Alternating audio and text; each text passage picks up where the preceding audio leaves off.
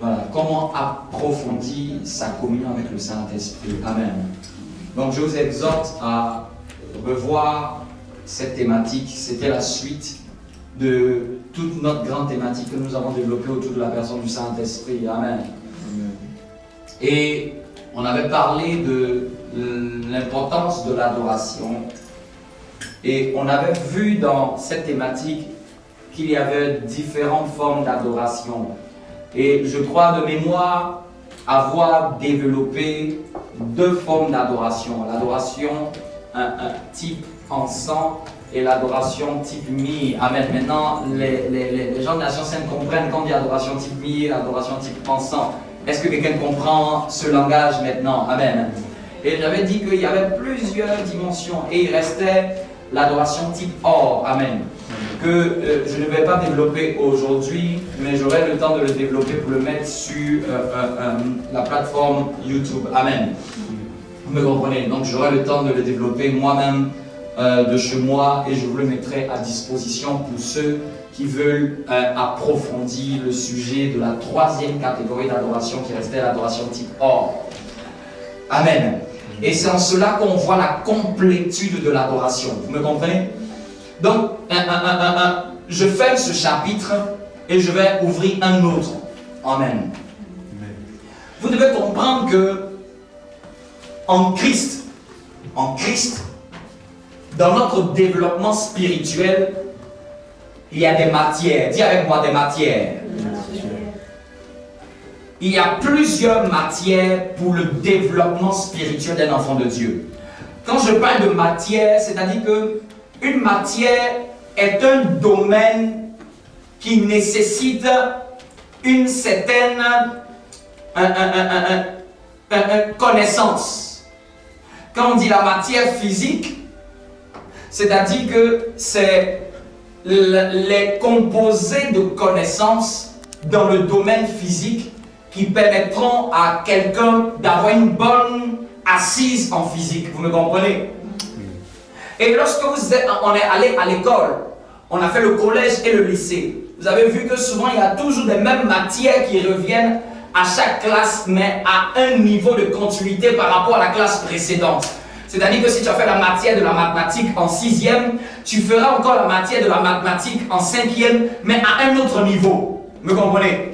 Et souvent on a fait les maths même depuis le CP jusqu'à l'université, les gens font encore les maths. Vous me comprenez? Ce qu'on voit des maths au collège est différent de ce qu'on voit des maths en seconde, au lycée, est différent de ce qu'on voit des maths à l'université. Vous me comprenez?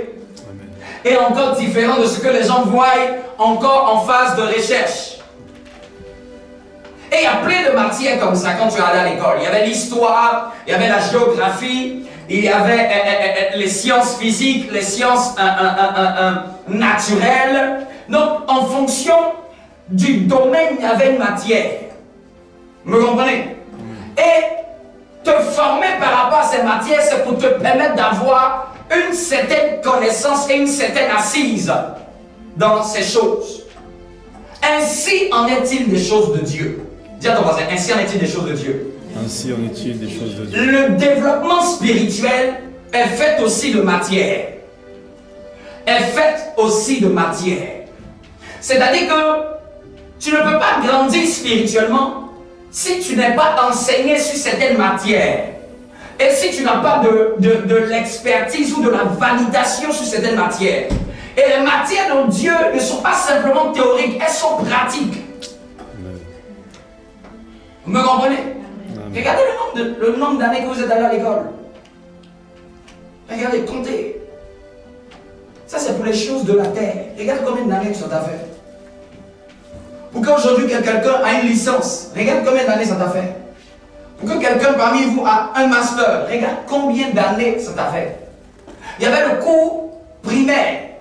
Le cours primaire, on t'apprenait à lire et écrire. Mais lire et écrire n'est même pas le but. C'est pour te donner les bases. Donc il y a certaines bases qu'un enfant de Dieu n'a pas, ça ne sert à rien qu'il soit au collège. C'est-à-dire que s'il ne sait pas écrire en Christ ou lire en Christ, c'est que s'il n'a pas un certain minimum. Il y a certaines matières qui ne sont pas pour lui, qui vont le perdre. Il ne pourra pas devenir meilleur dedans parce que c'est au-delà de son niveau. Vous ne pouvez pas demander à ma fille qui est en train de lire et écrire de faire un calcul mathématique du niveau du collège.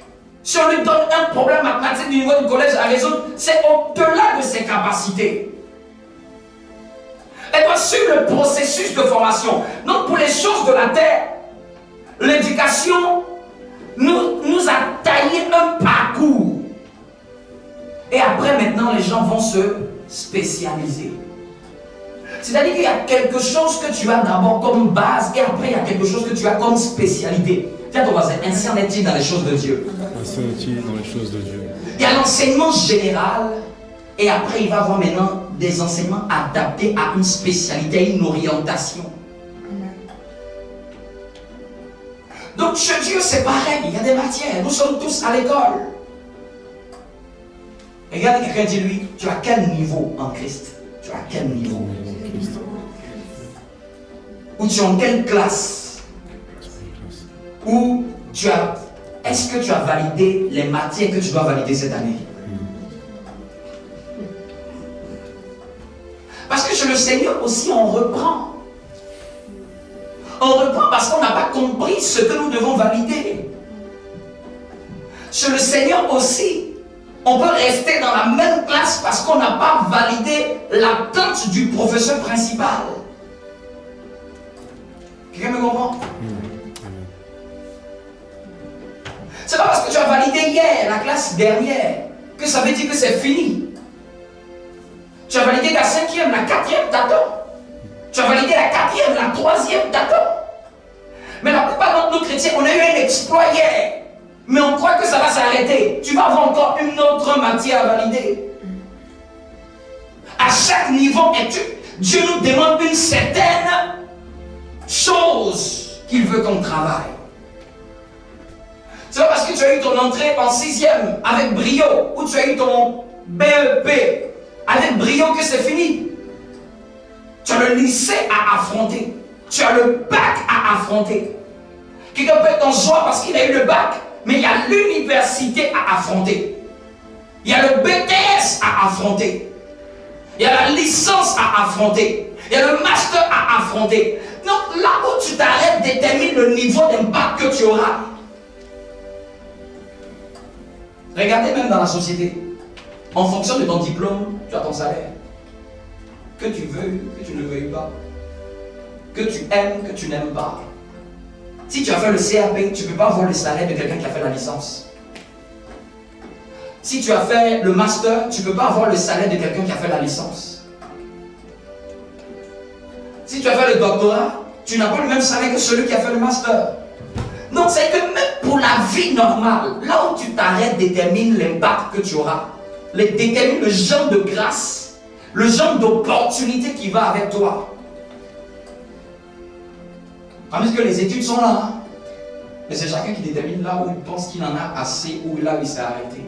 Même si tu vas me dire que tu vas prendre une voie entrepreneuriale, c'est là même que tu vas étudier des matières même plus que tous les autres. Parce que les gens qui sont entrepreneurs, ils ne travaillent pas 35 heures. Ils travaillent plus que 35 heures. Est-ce que quelqu'un comprend où je suis en train de venir? Je vais dire au fait dans la vie, là où tu t'arrêtes détermine ton impact. Là où tu crois que c'est suffisant détermine le genre de grâce qui va fonctionner avec toi. Dis à toi, il y a plus que ce que tu connais. Il y a plus que ce que tu connais. Il y a plus que ce que tu vis. Il y a plus que ce que tu vis. Tu peux vivre une grâce avec Dieu. Qu'est-ce que tu sais de ce qu'il y a là-haut encore? Non, il faut désirer exceller, désirer monter, désirer grandir, désirer avancer. Dis à quelqu'un, désire avancer. Désir avancer.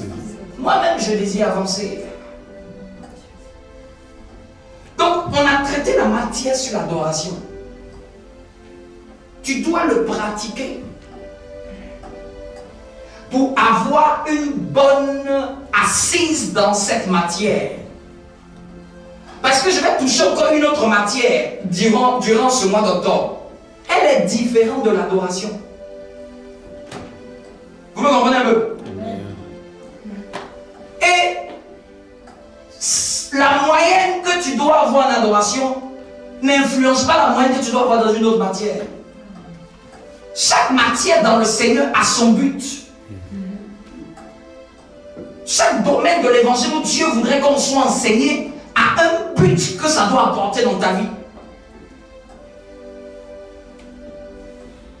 Vous n'avez pas vu des gens à l'école qui peuvent avoir 19 de moyenne dans certaines matières et qui échouent l'année? Parce qu'en fait, ils se sont concentrés sur un seul, peut-être le sport. Il fait ça très bien. Il a 19. En maths, il a 2. En physique, il a 1. Dans certaines classes, ça ne passe pas. Au collège, ça ne passe pas d'avoir la bonne moyenne seulement en sport. Et aujourd'hui, le Saint-Esprit est en train de me dire, les chrétiens sont bons seulement dans souvent une matière, dans tous les cours que Dieu donne. Et souvent, certains se disent, matière, la sainteté, 17 sur 20. Ils disent que ça me suffit.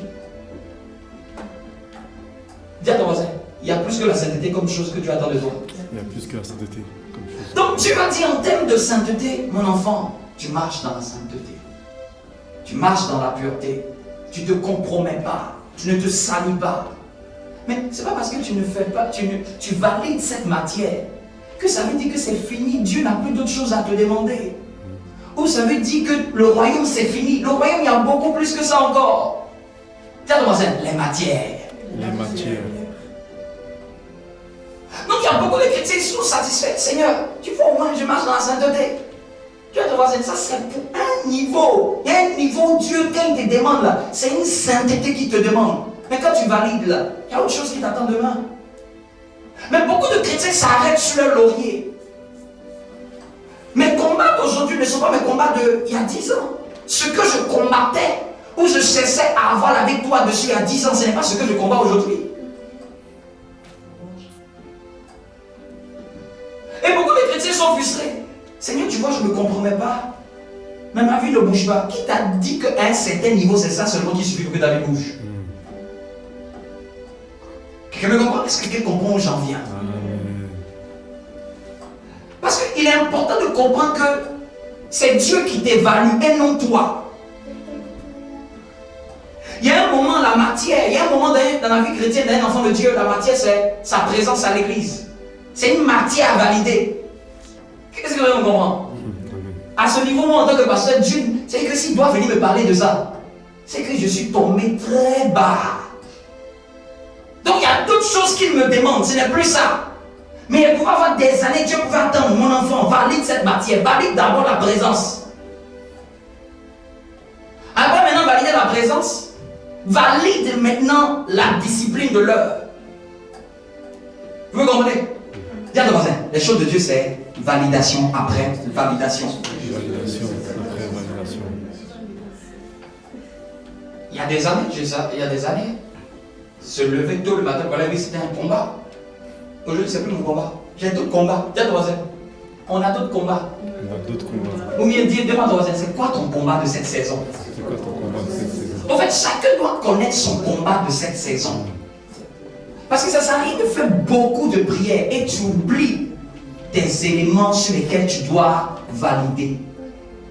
Tes combats à toi, tes combats propres à toi, les choses que tu sais que tu dois arriver à vaincre, à passer ce niveau. Vous me comprenez? Il y a des gens, c'est certains péchés qui leur fatiguent à tel niveau.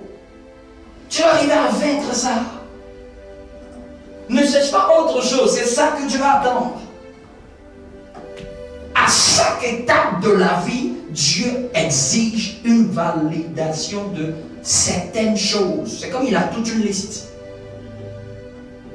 Niveau supérieur, as-tu validé ceci?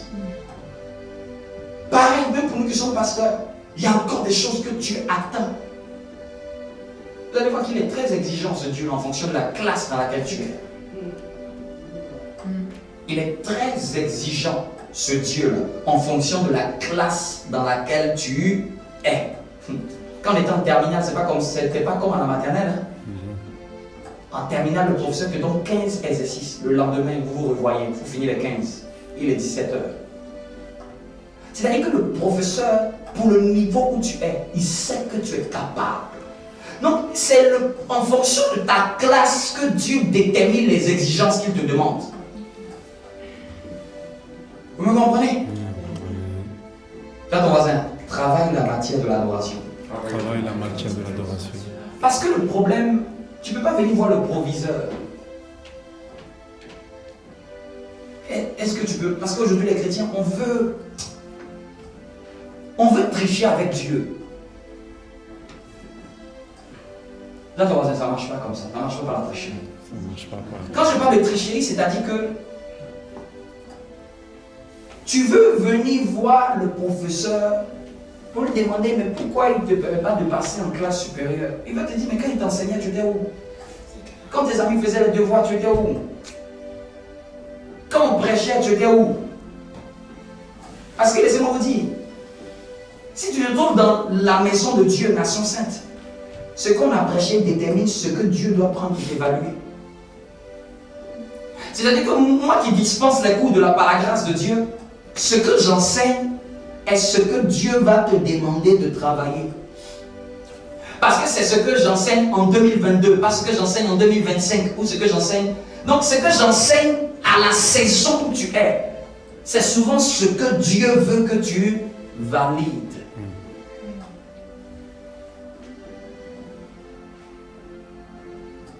Mais vous allez voir beaucoup de chrétiens, ce que le pasteur enseigne, il ne valide pas. Et puis il dit, pasteur, prie pour moi. Prie pour moi. Vous savez quoi? Je suis pasteur, je vous le dis. Ça ne va pas marcher. Ça ne peut pas marcher. Vous me comprenez? Ce que tu dois plutôt faire, accorde-moi la grâce de travailler cette matière, Seigneur. Accorde-moi la grâce de travailler ce domaine qu'on m'a enseigné.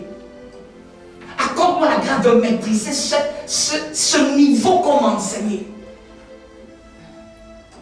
Quand tu l'as acquis dans ta vie, tu es prédisposé au coup prochain. Tu es prédisposé à une grâce.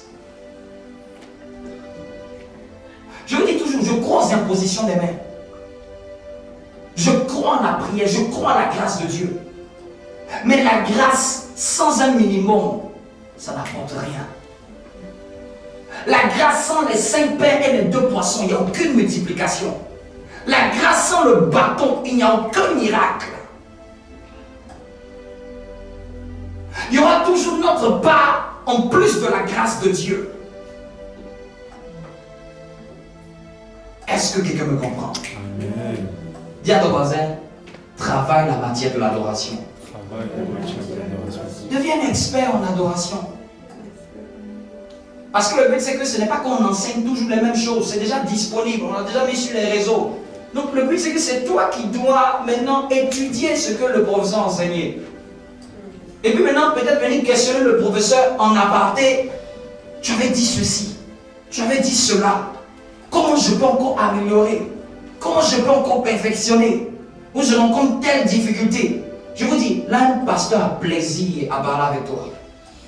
Parce qu'il remarque qu'en fait, tu viens parler sur un sujet dont il a pris du temps à enseigner. Tu viens avoir la curiosité et tu cherches encore à ce qu'il puisse en dire plus sur le sujet. Parce que le problème, ce n'est pas la quantité de prédication, mais c'est le genre de prédication qu'on a acquis dans nos âmes. Quel dépôt? Regarde quelqu'un dit, quel est le dépôt qui est en toi en ce 10e mois? Au début de l'année, on a prêché. Qui pourrait peut-être se rappeler? On a prêché les tueurs de destinée. Après les tueurs de destinée, on a prêché sur les choses à rechercher en Christ. Et les choses à rechercher en Christ, on en a parlé de beaucoup. On a épuisé, comme dirait un pasteur, on a abusé même du thème. Et il n'est même pas terminé. L'année prochaine, on verra d'autres volets. Et après les choses à rechercher en Christ, on a parlé de l'importance du Saint-Esprit, de la personne. Et après, de comment approfondir la relation du Saint-Esprit. Je te résume un peu tout ce que j'ai prêché depuis toute cette année. On n'a pas prêché beaucoup de choses.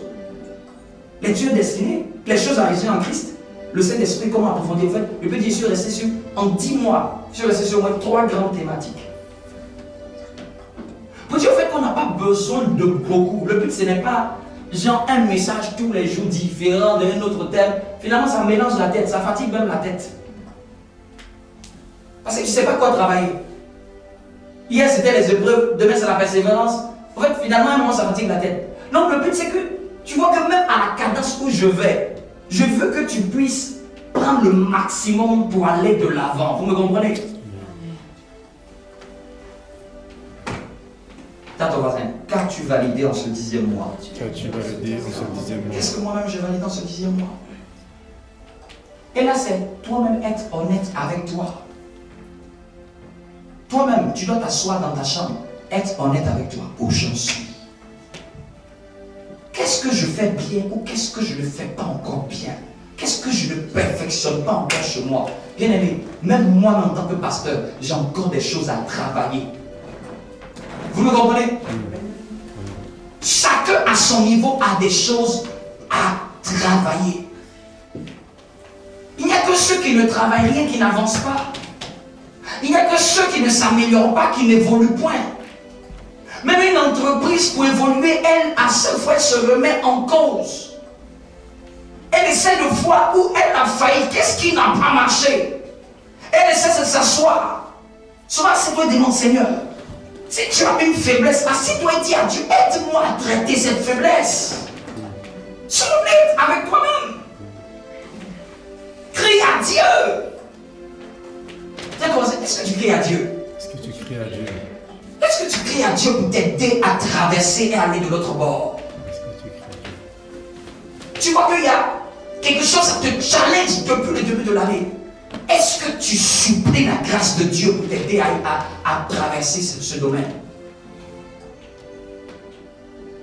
Vous me comprenez?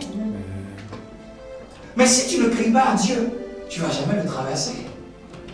Parce que ce n'est pas par nos forces. C'est par son esprit. Sais-tu combien de choses dans ma vie j'ai crié à Dieu? Aide-moi. Aide-moi. Tu demandes combien de fois l'aide de Dieu, mais tu penses que c'est un jeu. Aide-moi à devenir meilleur. Aide-moi à devenir un homme de prière. Qui t'a dit qu'on devient un homme de prière par magie? Aide-moi à aimer lire la Bible. Aide-moi à aimer ta présence. Je dis, si tu ne m'aides pas, je suis foutu. Si tu ne m'aides pas, je suis perdu. Le monde est en train d'aspirer la foi de plusieurs.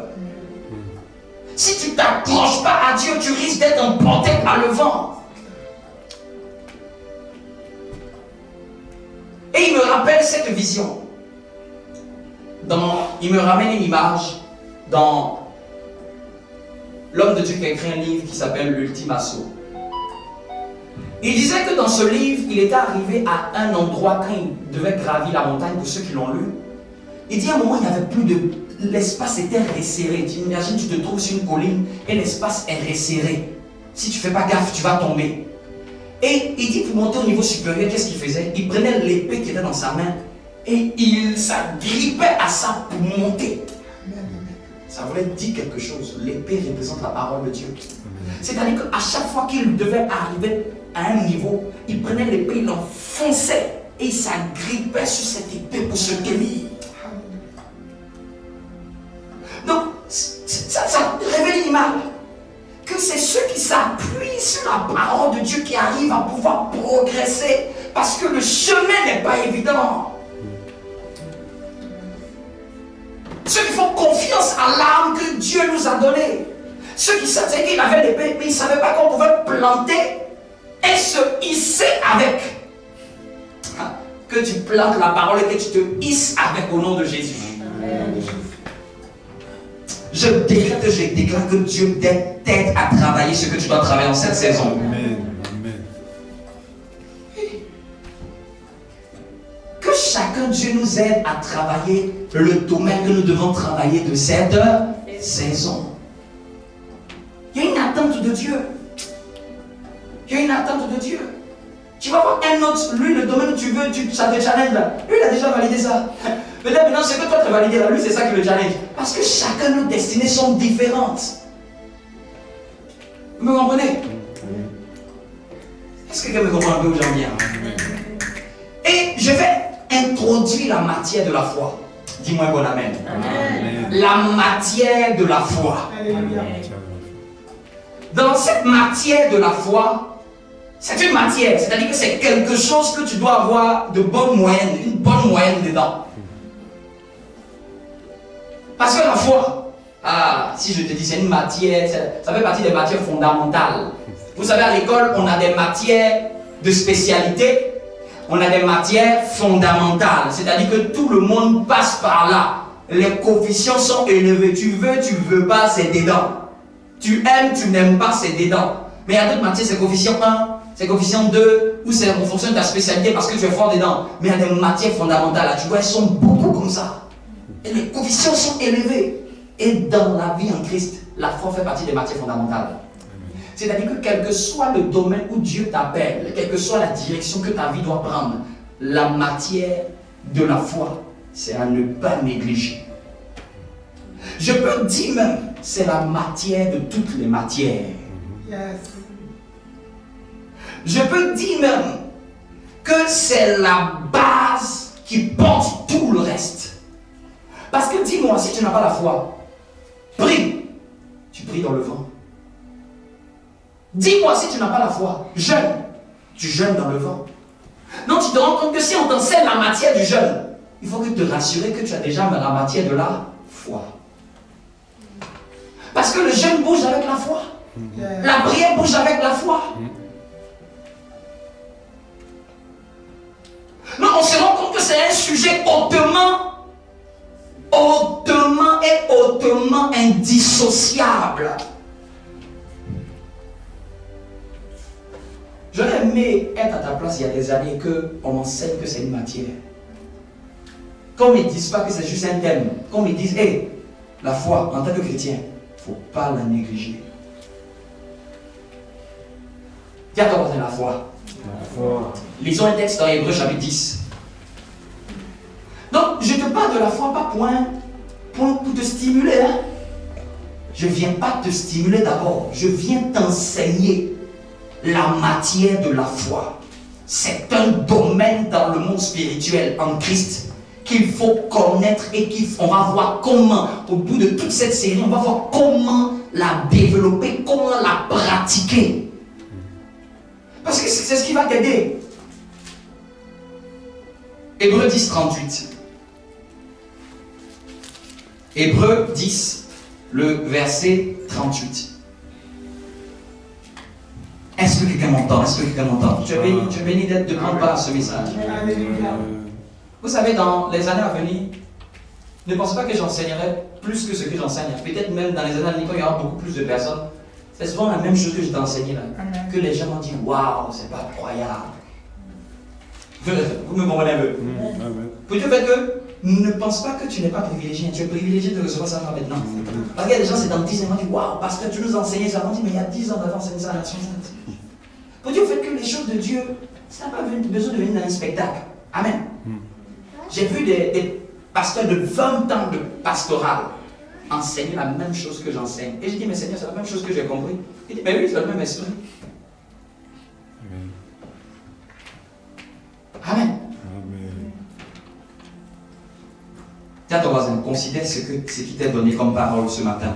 Considère ce qui t'est donné comme parole ce matin. Tu es privilégié. Hébreux 10, 38, il dit quoi? Et mon juste vivra par la foi. Mais s'il se retire, mon âme ne prend pas plaisir en lui. Je reprends encore. C'est Dieu qui parle. Et il dit, et mon juste, mon enfant, celui qui est juste de Dieu, le chrétien, c'est celui qui est appelé le juste de Dieu. Celui qui marche dans la justice. C'est-à-dire qu'on considère que la justice, là, tu l'as déjà travaillée. Vous me comprenez? Dieu considère que la personne qui doit vivre par la foi est déjà juste. Est déjà quelqu'un qui a rangé sa vie. Est déjà quelqu'un qui marche dans la justice de Dieu, dans la droiture de Dieu, dans la sainteté de Dieu. Vous me comprenez? Maintenant, regardez ce qu'il dit concernant le mode de vie du juste de Dieu. Comment le juste de Dieu doit vivre? Mon juste vivra par la foi. Tiens ton voisin, tu vivras par la foi. Tu vivras par la foi. Il aurait pu s'arrêter là, mais le verset dit, mais s'il se retire de quoi? S'il se retire, s'il arrive qu'il se retire de ce mode de vie, Dieu dit quoi? Mon âme ne prend pas plaisir en lui. Donc Dieu est en train de dire, celui qui ne marche pas par la foi, Dieu ne trouve pas sa vie une vie plaisante. Et quand Dieu le regarde, il est un peu comme si c'est la fumée dans ses yeux. Donc ça devient un sujet hautement fondamental. Vous savez ce qui a été dit, ce texte-là vient d'où? Ce texte-là vient d'Habakkuk. Lisons Habakkuk. Ce texte est une citation de l'auteur d'Hébreux, tirée depuis l'Ancien Testament. Dans Habakkuk chapitre 2. Habakkuk chapitre 2. Verset 2. À partir du verset 2. Dans l'Ancien Testament, est-ce que tu y es? Est-ce que quelqu'un me suit? Est-ce que quelqu'un a envie qu'on explore ce thème-là? Ah, il va nous faire du bien. Il va nous faire du bien. Donc, tu vas voir que quand tu vas travailler l'adoration, maintenant, quand tu vas venir dessus cette deuxième matière, ce sera plus facile de travailler maintenant cette matière. Vous me comprenez? Verset 2. L'Éternel m'a répondu et a dit, mets la vision par écrit, grave-la sur les tables afin qu'on la lise couramment. En effet, c'est encore une vision qui concerne un moment fixé. Elle parle de la fin et ne mentira pas. Si elle tarde, attends-la. Ça, vous connaissez ce verset-là. Si elle tarde, attends-la, car elle s'accomplira certainement. Ça, c'est le verset que les chrétiens connaissent. Moi, c'est le verset 4 qui m'intéresse. Si elle tarde, attends-la, elle s'accomplira certainement. Mais regardez ce qu'il dit au verset 4 à la suite. Il est plein d'orgueil, celui dont l'âme n'est pas droite. Mais le juste vivra par sa foi. On parle d'une prophétie qui doit être écrite, et puis on te dit, si elle tarde, attends-la. Mais à la suite du verset, on dit, mon juste vivra par la foi. C'est-à-dire que l'élément moteur qui déclenche l'accomplissement des prophéties, c'est la foi. La foi. Parce que souvent on prend ça comme slogan. Si elle tarde, attends-la. Mais on ne t'a pas dit la manière dont tu vas l'attendre. Il faut qu'on t'enseigne la manière dont on attend une prophétie pour son accomplissement. Amen, amen. La manière de l'attendre, c'est en vivant par la foi. Amen, merci. Amen. Pourquoi on dit écris la prophétie grave là? Pour que quand tu la lis, ça déclenche la foi. Pour que quand tu la revois, ça déclenche la foi. Pour que quand tu la médites, ça déclenche la foi. Bien aimé, ce que tu n'as pas écrit est difficile que cela puisse engendrer une foi en toi. Ce que tu n'as pas mis de côté, ce que tu n'as pas mis afin de revoir, il est difficile que cette chose génère en toi un genre de foi. C'est pour ça que quand Dieu vous parle, soyez plus prompt à écouter et à noter. Parce que les notes, c'est l'indicateur de réveiller l'esprit de foi. Alléluia. Il aurait dit que j'ai prophétisé. Attends là. Il dit grave-les. Parce que Dieu n'est pas dans le temps, mais c'est les êtres humains qui sont liés au temps. Il dit attends là. Il dit attends là, certainement, elle s'accomplira. Mais comment on attend une prophétie? C'est d'abord parce qu'elle est gravée sur les tables. Elle est écrite quelque part. Et l'homme dit tu te lèves. Tu commences à dire voici ce que l'Éternel a dit sur ma vie. Voici ce que l'homme de Dieu a déclaré. Voici ce que la prophétie a dit. Et tu l'annonces au ciel. Tu l'annonces à la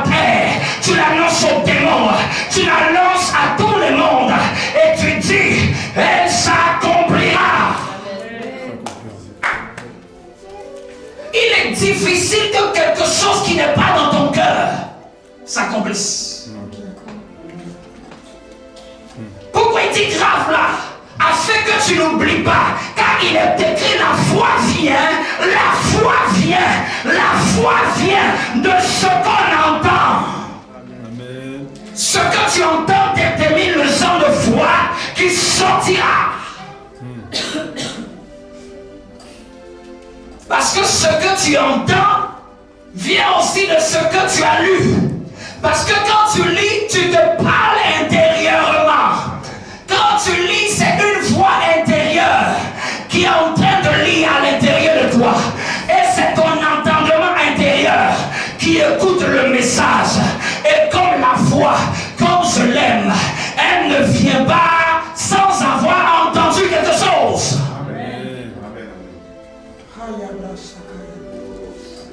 Le genre de foi qui produit les miracles.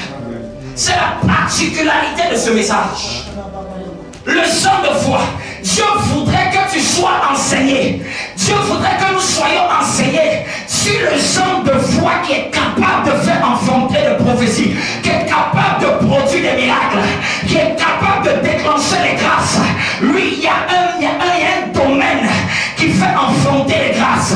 Il y a quelque chose en Christ qui déclenche l'accomplissement des prophéties. Il y a quelque chose en Christ qui déclenche la manifestation des miracles. Cette chose, laissez-moi vous dire, ça va vous choquer. Ce n'est pas la prière, ce n'est pas le jeûne, c'est la foi. Parce que c'est la foi. Dieu répond à la foi et non à la prière. Dieu répond à la foi et non à la prière. Parce que quand tu pries, c'est l'expression de ta foi. Amen. Amen. Alléluia. La prière n'est que l'expression de ta foi. Alléluia. Alléluia. Aïe. Dieu n'exauce pas les prières. Dieu exauce la foi de celui qui prie. Amen.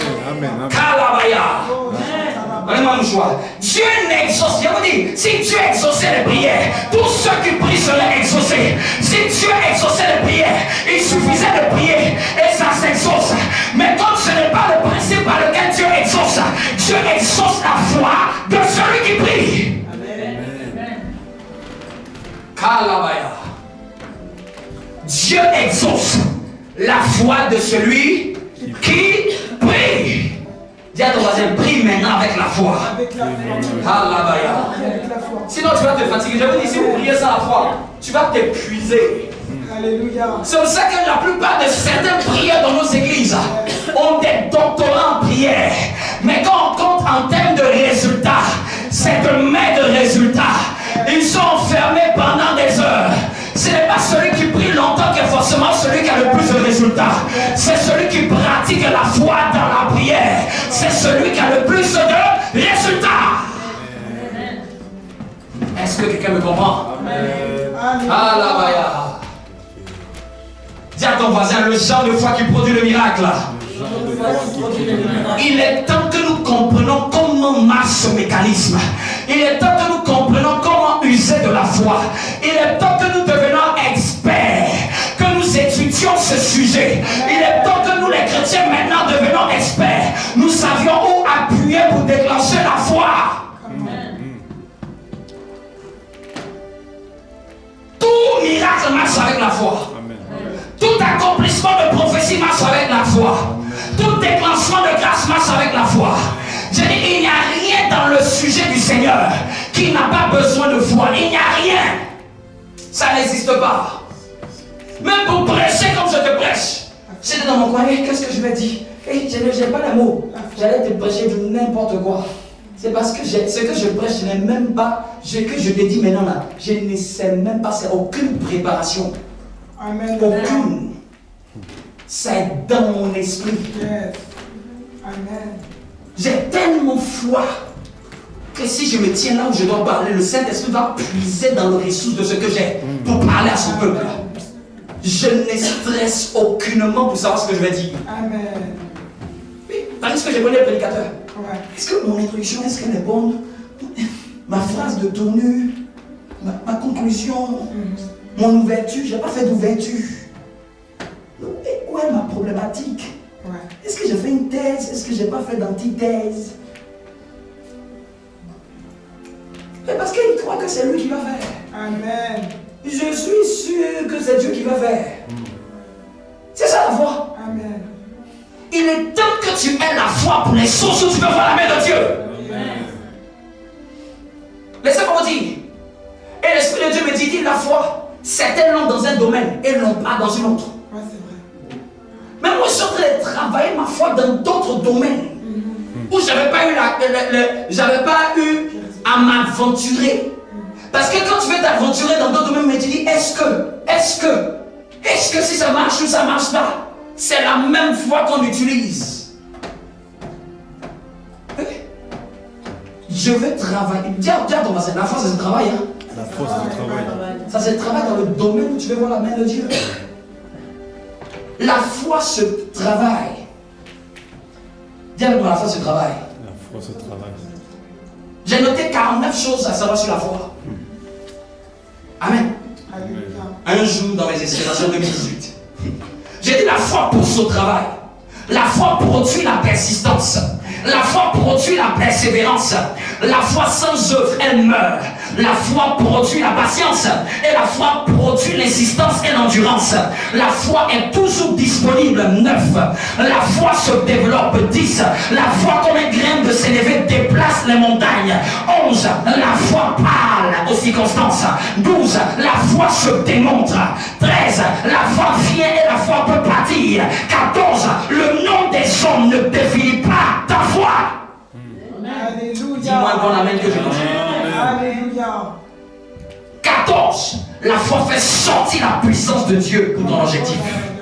Kalabaya. 16. Dieu honore la foi. Et Dieu respecte la foi. Et Dieu se soumet à la foi. Ça peut paraître bizarre. Dieu, il respecte la foi. Amen. Amen. Et regardez dans la Bible, à chaque fois il est dit, il n'a pas dit je t'ai guéri. Il dit ta foi t'a sauvé. Ah, c'est trop fort. Il aurait pu dire je t'ai imposé les mains. Va, je t'ai guéri. Mais il finit d'imposer les mains. Et puis il dit va. Et puis il dit c'est ta foi qui t'a sauvé. Amen. Ah Seigneur, dis que c'est toi qui l'as guéri. Il dit ta foi t'a sauvé. Ta foi t'a sauvé. Amen. Ta foi t'a sauvé. Donc il est en train de dire cette chose-là. Si vous saviez que c'est ça qui sauve, même pour venir dans le Seigneur, il faut quoi? On dit celui qui croit dans son cœur et qui confesse de sa bouche. Est-ce qu'elle a dit qu'il brille? Non. Est-ce qu'elle a dit qu'il jeûne? La confession. C'est qu'elle n'a pas besoin de jeûne pour venir dans le Seigneur. Amen. Donc si le Seigneur qui est le tout, on n'a pas besoin de jeûne pour entrer dans le Seigneur. Il faut avoir la foi qu'il y a certaines choses, on n'a pas besoin de jeûne pour entrer dedans aussi. Yes. Alléluia. À moins que le Saint-Esprit te dise, mon fils, je vous dis pourquoi le Saint-Esprit nous donne un jeûner. C'est pour fortifier notre esprit par rapport à quelque chose. C'est tout.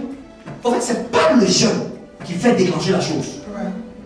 J'ai toujours cru que c'est quand tu augmentes le nombre de jeûnes. Non, non. Le jeûne est une prédisposition d'esprit pour que le Saint-Esprit fasse quelque chose en toi.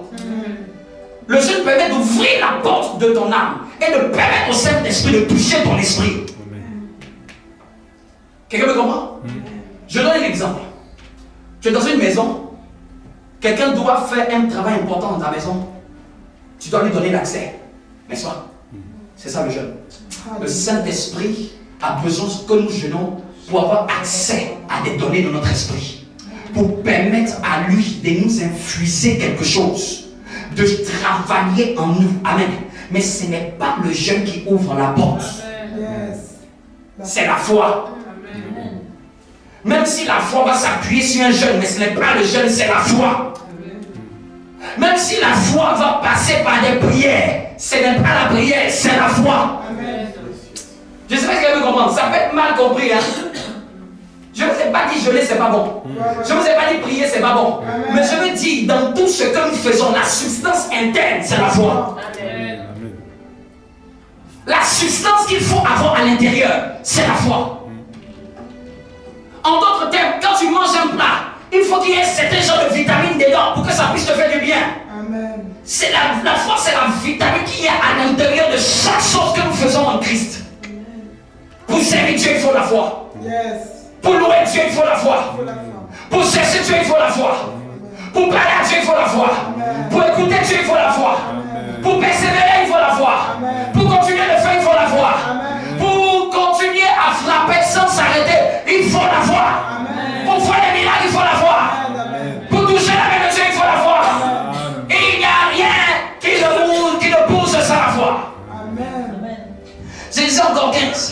La foi est le seul élément que Dieu voudrait voir à la fin. Il dit, quand je reviendrai sur la terre, est-ce que je trouverai des gens en train de jeûner? Non, non. Est-ce que je retrouverai des gens en train de prier? Non. Parce que si tu as la foi, tu vas prier. Si tu as la foi, tu vas jeûner. Mais tu peux avoir la prière sans la foi. Vous me comprenez? C'est vrai. Si tu as la foi, tu vas aller à l'église. Amen. Si tu as la foi, tu vas persévérer. Mais tu peux faire ça sans la foi. C'est vrai. C'est vrai. C'est pour ça que quand je reviendrai sur terre, est-ce que je trouverai la foi? Parce que c'est la foi qui est l'expression de ce que quelqu'un croit. Quand quelqu'un croit à la prière, il prie. Quand quelqu'un croit à l'efficacité du jeûne, il jeûne.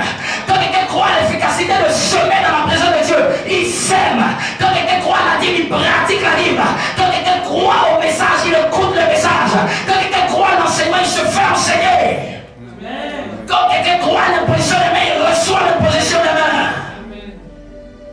Quand quelqu'un croit par la langue, il parle la langue. Je vais ouvrir votre esprit. Vous dites qu'il y a certaines choses, on a juste besoin de la foi.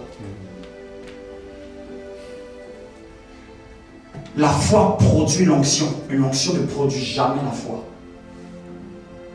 Amen. Yes. On peut dire, reçois l'onction. Mais j'ai jamais vu où on dit, reçois la foi. Vous me comprenez? Est-ce que vous me comprenez? On peut dire, reçois l'onction. Mais j'ai jamais vu, reçois la foi. La foi.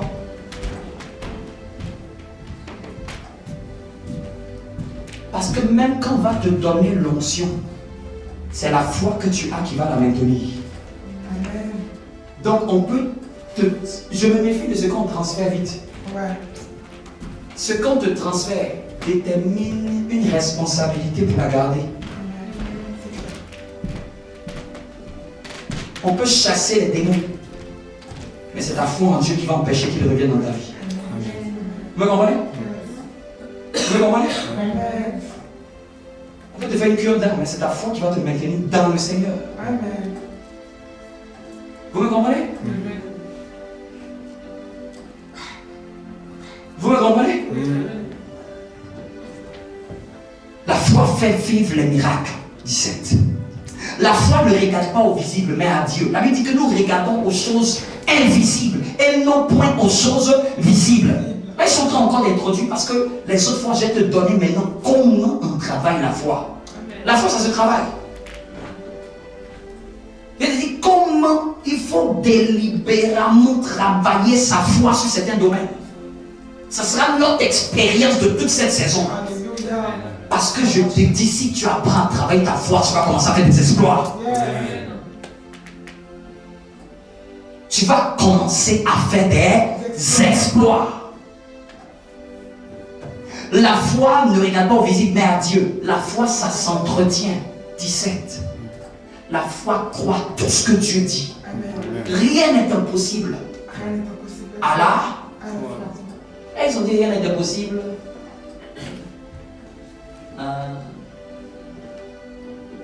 À celui qui marche dans la volonté de Dieu. Est-ce qu'ils ont dit rien n'est impossible à celui qui se sanctifie? Rien n'est impossible à la foi. Celui qui croit. Celui qui croit, c'est celui qui a la foi. Vous me comprenez? Ne mélangeons pas les matières. Je Dieu. Pour vivre les choses de Dieu, il faut la foi. Amen. Donc tu es en train de comprendre que la sainteté n'est pas la seule chose que Dieu trouve agréable dans la vie d'un chrétien. Le genre de manière dont tu marches détermine si tu es agréable à Dieu ou pas. Est-ce que tu marches par la foi? Est-ce que nous marchons par la foi? Dis avec moi, mon juste Mon Jésus. vivra par la foi. Vivra par la foi. Pourquoi il nous impose ce style de vie? Il est en train de nous dire, le monde de maintenant est tellement chaotique que si celui qui ne marche pas par la foi va se faire l'abîmer. Celui qui ne marche pas par la foi risque de prendre des chemins qu'il n'avait pas prévu de prendre. Risque de subir Est-ce que tu sais qu'un médecin, un jour, peut faire son diagnostic et puis te dit non, tu souffres de ceci? Moi, je connais un grand pasteur d'une grande assemblée. Il va faire son check annuel. On lui dit qu'il a le cancer. T'as ton voisin. Tu risques de faire quoi si c'était une information sur quelqu'un qui te concernait? C'est clair. Je vous dis, le diable il s'en fout hein, que tu sois bishop. Le diable se soumet à la foi. Il se soumet à la foi.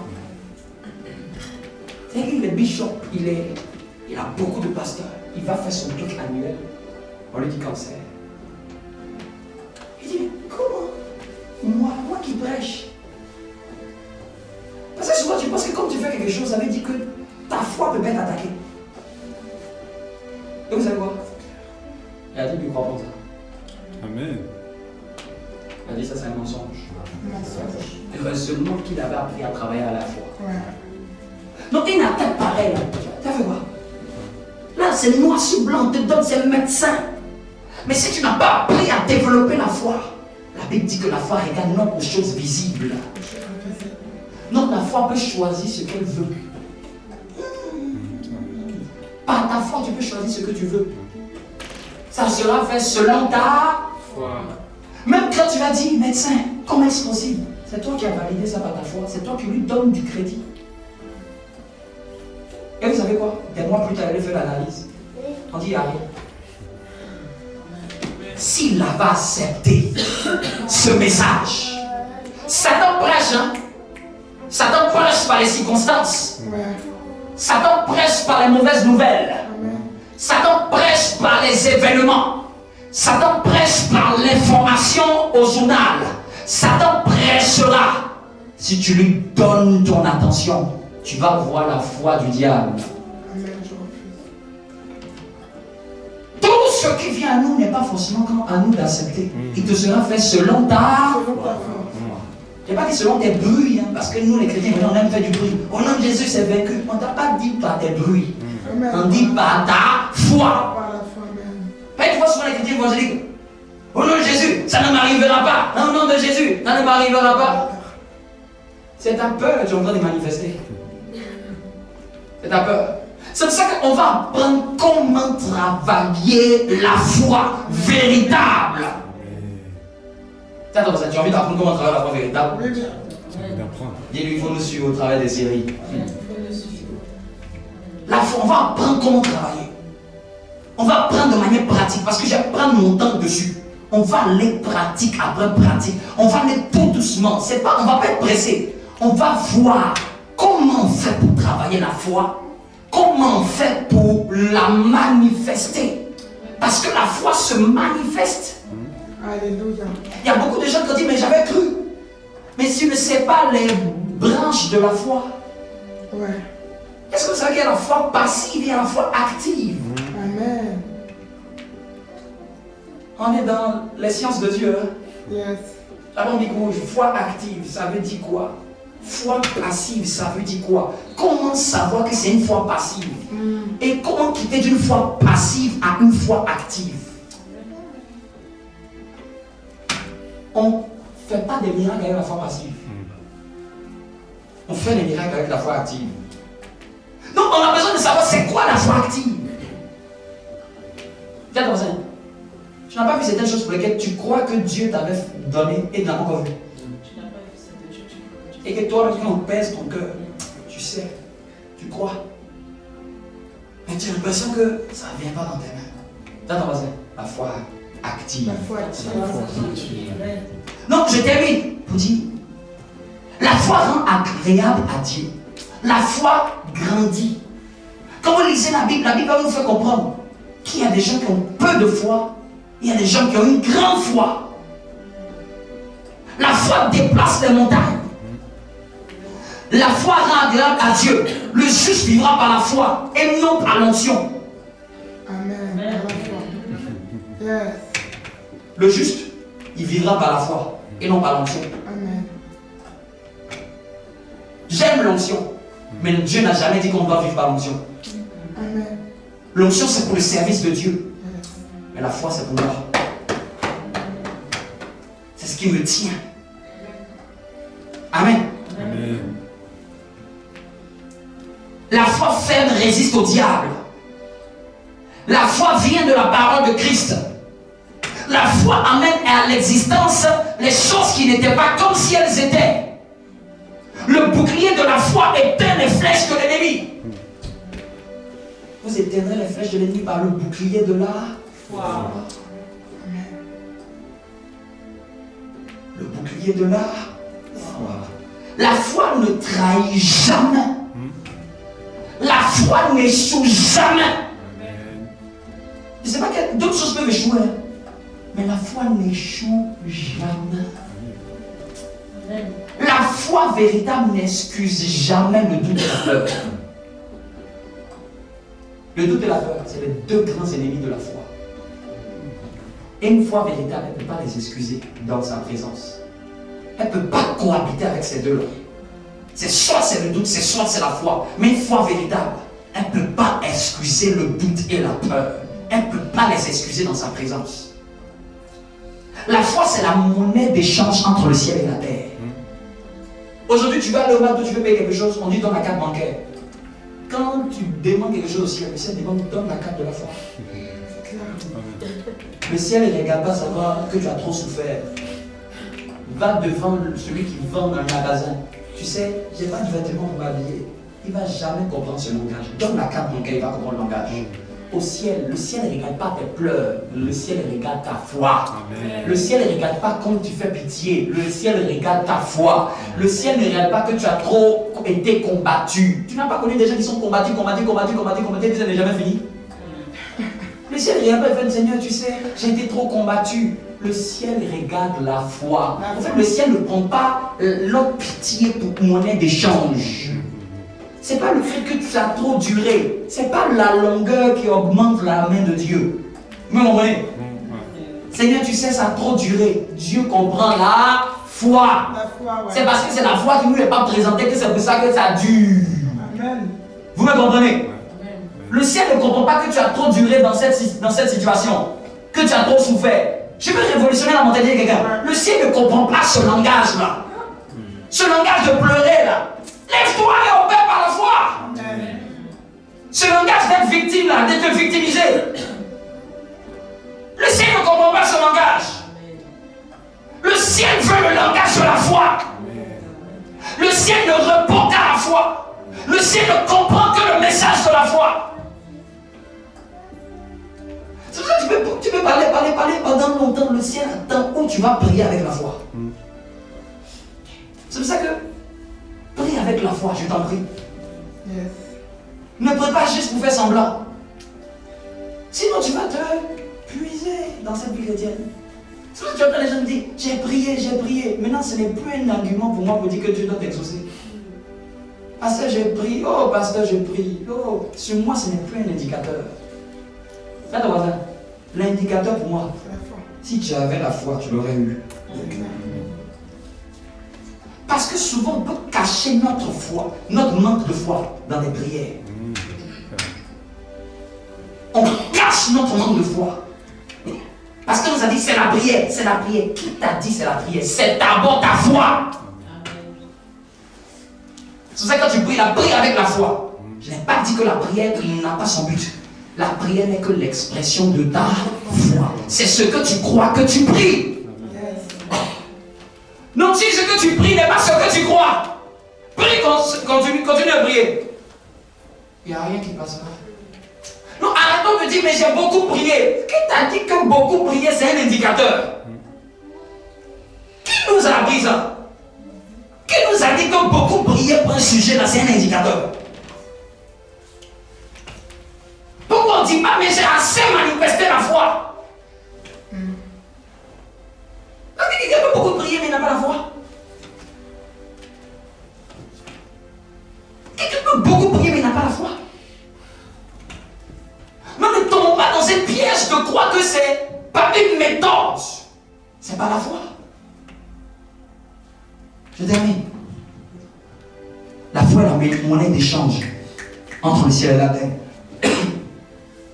La foi pousse à l'action. Je ne crois pas aux foi, c'est dans mon cœur seulement. La foi pousse à l'action. La foi, ça se démontre. Jacques dit, la foi sans œuvre, c'est une foi peine perdue, morte. Foi sans œuvre. Foi sans œuvre. Foi sans œuvre. Il dit, arrête de me blaguer. La foi commande aux circonstances. Il dit, si vous avez une foi comme un grain de s'élever, vous allez dire à cette montagne. Est-ce qu'on va commencer à voir les modes d'opération de la foi? La foi ordonne. La foi menace les circonstances. La foi fait marcher sur les eaux. Dieu honore la foi. La foi fait totalement confiance à Dieu. La foi, c'est une confiance en une dimension de Dieu. C'est pour ça que parmi les dons de l'esprit, le don de foi est catégorisé dans la dimension des dons de puissance. C'est-à-dire que la foi est l'élément qui manifeste l'omnipotence de Dieu. L'omnipotence de Dieu.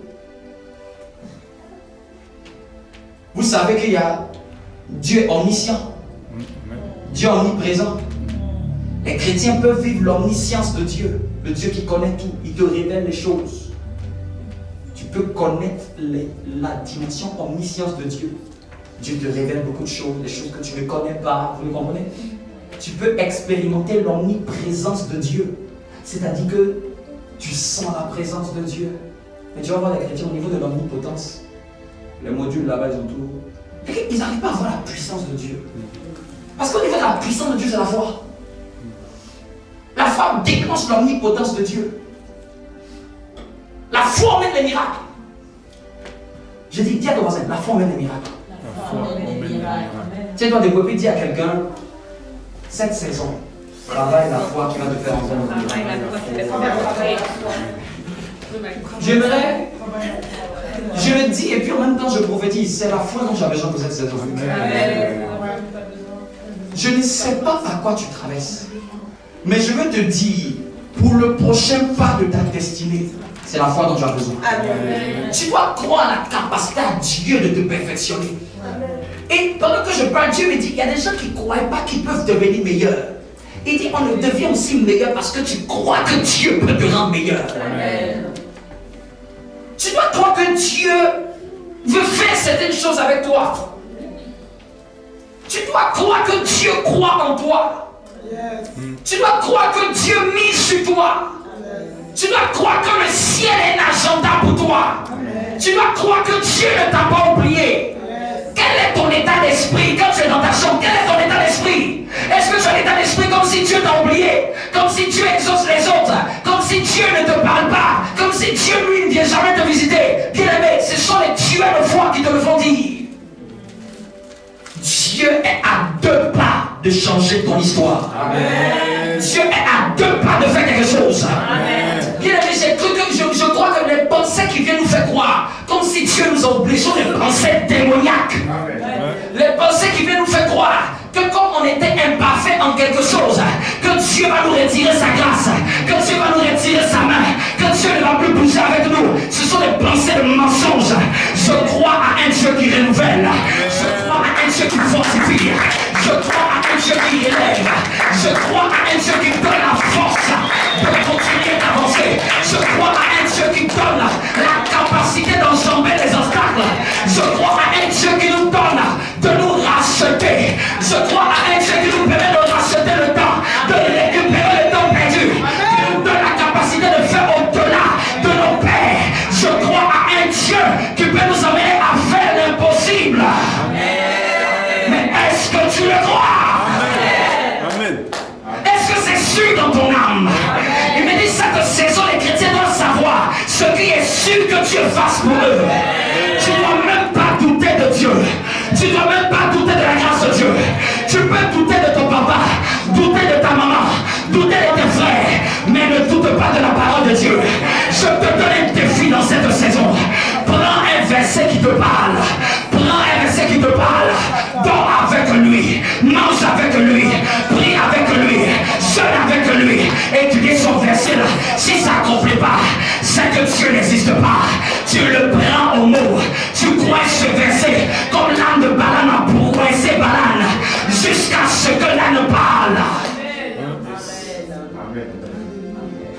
Il me donne une image. Il me dit Balaam a frappé l'âne. Frappé l'âne, que l'âne qui n'était pas capable de prophétiser a prophétisé. Il dit il y a des versets quand tu les frappes avec ta foi. Quand tu dis ça là je veux voir, ça là je veux voir, je ne laisse pas. Lundi tu es dedans, mardi tu es dedans, mercredi tu es dedans. Bien-aimé, la foi forte, ce n'est pas beaucoup de versets, mais c'est focalisé sur le verset de ta saison. Sur le verset de ta saison. Tu dis je ne sais pas quoi, mais quelque chose doit changer. Je ne sais pas quoi, mais quelque chose doit changer. Tu attrapes les pieds de Jésus. Tu attrapes les pieds de Jésus. Seigneur, même si c'est 10 minutes que je peux prier, je vais attraper tes pieds même dans 10 minutes. Mais je ne te laisse pas. Je ne te laisse pas. Change mon histoire, change ma destinée. Quelqu'un qui se met à prier par la foi, quelqu'un qui se met à prier par la foi. Aïe, demande à Dieu par la foi. Change mon histoire. Faut le croire. Change ma vie. Emmène-moi à un autre niveau. Je ne veux plus être la même personne. Je ne veux plus être la même personne. Palisakaya, plus fort. Les bébés. Quelqu'un doit demander à Dieu. Non. Je ne peux pas rester au même niveau. Je ne peux pas. Je ne me plais pas à ce niveau. Je ne me plais pas. Je ne me satisfais pas. Ce n'est pas normal. Ce n'est pas normal. Je dois monter à l'autre niveau. Changer mon histoire. C'est comme ça que de foi prie. Oh la kayada namaha. Il soupire. À la kayada. Tu tapes et tu tapes.